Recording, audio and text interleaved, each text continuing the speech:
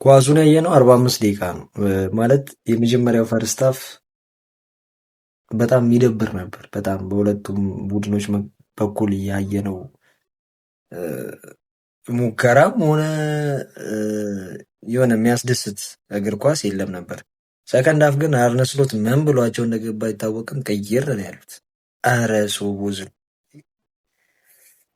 እንዴት ነው የሚችለው?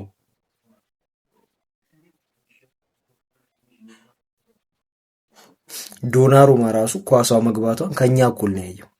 በቃ አላያትም። ኳሷ መረብ ውስጥ ነው፣ ቀጥታ ቅርቅር ነው ያደረገው። ምን ዋጋ አለው? ይሄ ልፋቱ ይሄ ድካሙ ግን ያው ዳኛ ምናምን ምናምን ብዬ ሌላ ነገር ውስጥ አልገባም፣ ግን ጥሩ አስተላለቅ አላለቀም። ቢሆንም ግን ሁላችንም የምንፈልገውና የሚያስፈልገን ውጤት ነው። ተመችቶናል ማለት ነው። ተመችቶናል።